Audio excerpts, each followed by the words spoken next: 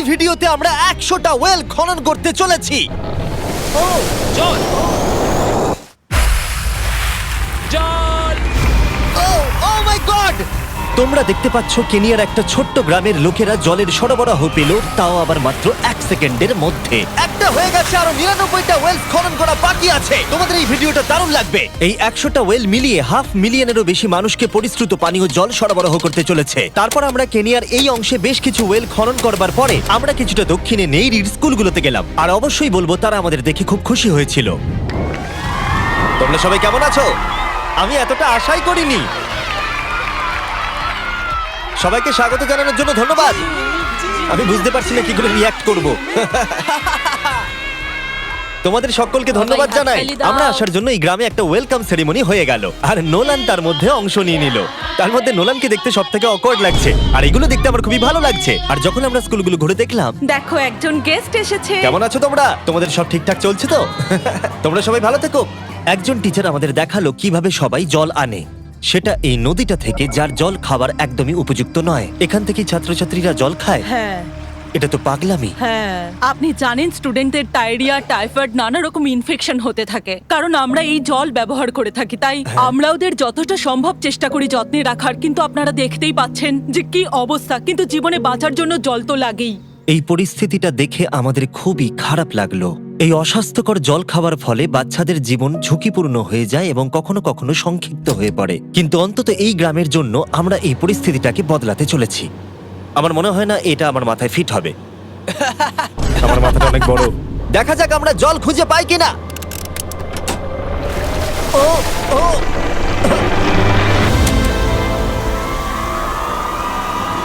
বৃষ্টি হচ্ছে, এটা তো দারুণ। মাটির উপরে জল উঠে আসার পরে সেগুলো ধরে রাখার জন্য আমরা এই বড় ব্যারেলগুলোকে নিয়ে এসেছি, যেগুলো ওয়াটার টাওয়ারের উপরে ফিট করা হবে। এই গ্রাম এবং প্রতিবেশী গ্রাম যে শুধু পরিষ্কার জল পাবে তাই নয়, বরং জলের প্রেসারও অনেকটাই বেশি পাবে। তার মানে হলো তাদের আর অপরিষ্কার জলে জামা কাপড় কাচতে হবে না। নাও টানো। নোলানের মায়ের সঙ্গে তুলনা করলে এটা কত ভারী হবে? প্রায় 2টো নোলানের মায়ের সমান। ওহ গড! ভাই আমি কিন্তু তোমাকে এখান থেকে ফেলে দেবো। ঠিক আছে, হয়ে গেছে। হ্যাঁ, রেখে দাও। আমরা কেনিয়াতে আরো 20টা ওয়েল খনন করলাম, আর সেটা করবার পরে আরে এখানে তো আরেকটা ওয়েল হয়ে গেছে। চিন্তা করো না, আমার আরেকটা জুতোতে আরো বেশি জল আছে। আর এটা দেখাবো আমরা প্রথম 29টা ওয়েল কিভাবে খনন করলাম। আমরা একটা বড় ড্রিল মেশিন দিয়ে মাটির গভীরে কয়েকশো ফুট নিচ অব্দি খনন করলাম, আর একটা পরিশ্রুত পানীয় জলের বিশাল উৎসের সাথে জুড়ে দিলাম। তারপরে আমরা পাইপের সাথে এটাকে জুড়ে দিলাম, যাতে আফ্রিকার সবাই এই জল খেতে পারে আর সেটা তুলতে পারে ঠিক এই রকম ভাবে। দেখা যাক এটা কিরকম খেতে। জলের মতোই। এই 5 গ্যালনের ড্রামটা ভরতে আমার 1 মিনিট সময় লাগলো। এখান থেকে একদিনে কত জল তোলা যেতে পারে? একদিনে প্রায় 3600 গ্যালন জল। এই ওয়েলটা এই গ্রামের শুধুমাত্র 400 বাচ্চার জন্যই নয়, বরং এই স্কুলের প্রতিবেশী গ্রামগুলোর বাচ্চারাও এই জল ব্যবহার করতে পারবে। আমাদের জল দেওয়ার জন্য থ্যাংক ইউ। হ্যাঁ, থ্যাংক ইউ কি আছে। এটা প্রায় 30 বছর ধরে অনবরত জল সরবরাহ করবে। আপনারা হয়তো এটা ভাবছেন যে এই বিশাল কর্মকাণ্ডের জন্য গভর্নমেন্টের সাহায্য নেওয়া হয়েছে, কিন্তু এটা সত্যি নয়। এই সমস্যার সমাধান করা সম্ভব হয়েছে কারণ মানবতা সর্বদা পাশে এসে দাঁড়ানোর চেষ্টা করেছে। তোমার সাকসেসের পেছনে রহস্যটা কি? সত্যি বলতে, তুমি যা ভালোবাসো তা সততার সাথে করতে থাকো, আর তুমি বুঝতেও পারবে না সাকসেস কখন চলে এসেছে। দেখো, এটাকে আমি একদম কাছে নিয়ে আসছি। আমাদের দেখতে পাচ্ছো? এটা দারুণ, তাই না? হ্যাঁ। ওপরে তাকাও, দেখো রেকর্ড হচ্ছে। ঠিক আছে, আমি এটাকে আরো কাছে আনছি। এই দেখো।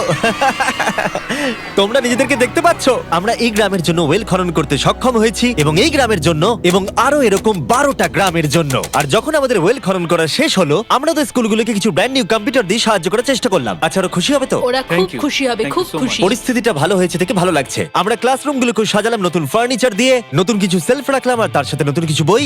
সব স্টুডেন্টদের একটা করে সকার বল দিলাম।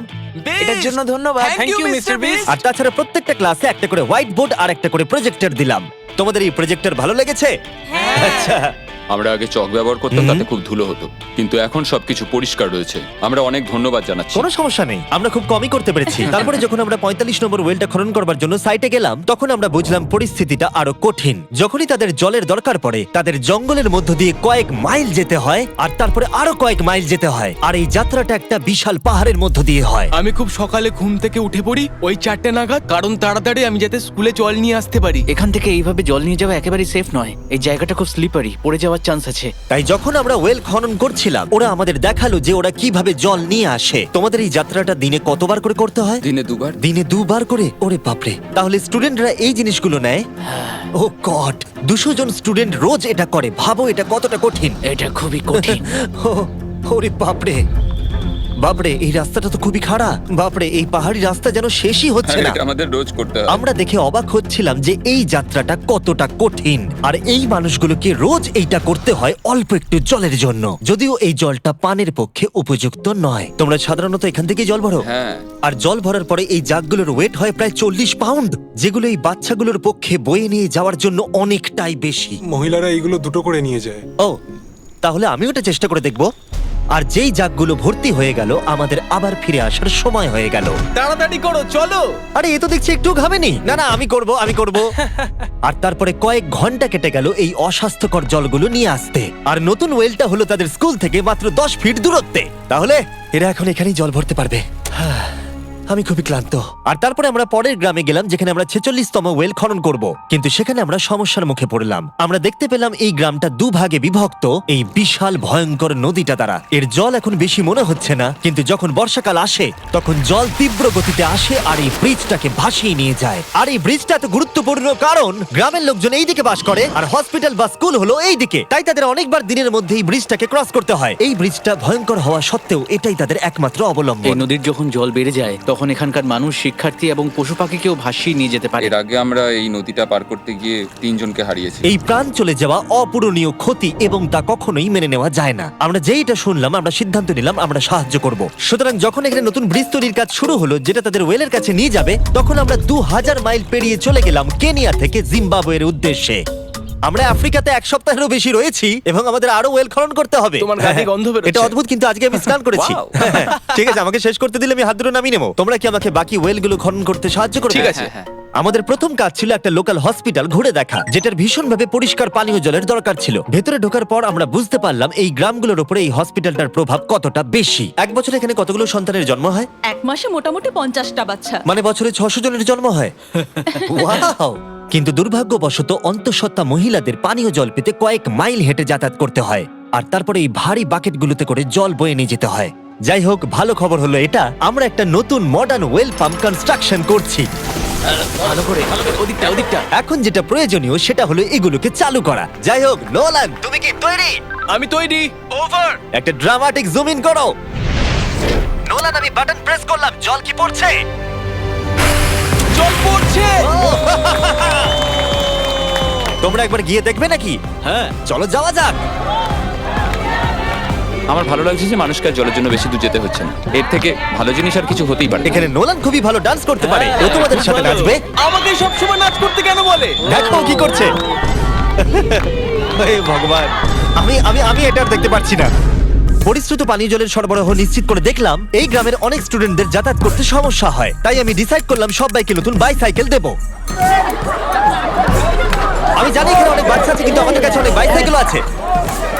পরিষ্কারভাবে বলে দিই, আমি সাইকেল চালাতে পারি না। জিমি শুধু সাইকেল বিতরণ করতে পারে। কোনোদিন চালাতেই শিখিনি। চলো তোমাদের নতুন সাইকেলগুলো চালাও দেখি। 3, 2, 1, চলো। ও, সবাই আমাকে বেরিয়ে যাচ্ছে। খুব সাবধানে, আমি কিন্তু চালাতে পারি না। কারোর সঙ্গে আমার ধাক্কা লাগবে। তুমি কি চালাবে এটা? ঠিক আছে, যাও চালাও। ঠিক আছে। সাইকেল বিতরণ করবার পরে আমরা ওয়েল খনন করা চালিয়ে গেলাম যতক্ষণ আমরা পৌঁছলাম। ওয়েল নম্বর 69। এই সোলার পাওয়ার্ড ওয়েলগুলো বিশেষভাবে ডিজাইন করা হয়েছে গ্রামের কৃষকদের জন্য। চাষের জন্য প্রয়োজনীয় জল সরবরাহের পাশাপাশি শস্য এবং গবাদি পশুর জন্য, এমনকি ড্রাই সিজনেও আর কোনো বিদ্যুৎ ছাড়াই। প্রত্যেকটা প্যানেল 200 ওয়াটের। এটা পাম্পের সাথে অ্যাটাচ করা আছে। এই পাম্পটা প্রতি ঘন্টায় 5000 লিটার জল তোলে। বলতে গেলে এই গ্রামে আমরা আনলিমিটেড জল পাচ্ছি। এটা দুর্দান্ত। জিম্বাবুয়ে থেকে চলে আসবার পরে আমরা চেয়েছিলাম আফ্রিকার সমস্ত জায়গায় জল পৌঁছে দিতে। তাই আমরা আরো ওয়েল খনন করলাম উগান্ডাতে, সোমালিয়াতে এবং ক্যামেরুনে। যদি আপনারা আরো বেশি দেখতে চান, তাহলে আমরা খুব তাড়াতাড়ি ফিলান্থ্রপিতে আরেকটা ভিডিও আনতে চলেছি। এই গ্রামগুলোতে সময় কাটিয়ে আমি পানীয় জলের উৎসের গুরুত্ব কতটা তা বুঝতে পেরেছি। কি করে এটা চাষে সাহায্য করে, ফসল ফলাতে, কিভাবে হসপিটালের জন্য পরিষ্কার পরিবেশ তৈরি করে, এবং সবথেকে গুরুত্বপূর্ণ হলো পরবর্তী প্রজন্মের শিশুদের জন্য একটা সুস্বাস্থ্যকর জীবন উপহার দেওয়া এবং তাদের ভবিষ্যৎ সুনিশ্চিত করা আমরা বিশুদ্ধ পানীয় জল পেতে অনেক অপেক্ষা করেছি। জল হলো জীবন। এবং স্থানীয়দের সাহায্য নিয়ে আমরা নতুন ব্রিজটা তৈরি করতে সফল হয়েছি, যেটা এই গ্রামবাসীরা পরবর্তী 100 বছর ব্যবহার করতে পারবে। আমাদের জীবন এখন সুরক্ষিত, আমরা সব একসঙ্গে থাকতে পারবো, দুশ্চিন্তা দূর হয়ে গেছে। এই ভিডিওতে আমরা 100টা ওয়েল খনন করে অনেকের জীবন বদলে দিয়েছি, কিন্তু এটা যথেষ্ট নয়। তাই এই ভিডিও ছেড়ে যাওয়ার আগে তাই আমি রিকোয়েস্ট করছি beastphilanthropy.org/wales এ যান, অথবা ডেসক্রিপশনের লিংকে গিয়ে সম্ভব হলে কিছু টাকা ডোনেট করুন। আমরা এই ভিডিও থেকে 1 টাকাও প্রফিট করছি না, আমরা এখান থেকে পাওয়া টাকার পুরোটাই কাজে লাগিয়ে দেবো ওয়েল খনন করতে, যেটা তোমরা ভিডিওতে দেখলে পৃথিবীর চারিদিকে। আমি জানি এটা শুনতে খুবই অদ্ভুত যে একটা ইউটিউবার এই সবগুলো করছে, কিন্তু কাউকে তো এটা করতেই হবে। কিন্তু জানি না এটা কারা করবে, তাই আমরা করছি। আমরা যতটুকু করতে পেরেছি তাতে অনেকের জীবন বদলে যাবে বলে আশা করছি। আর ফাইনালি 100তম ওয়েল।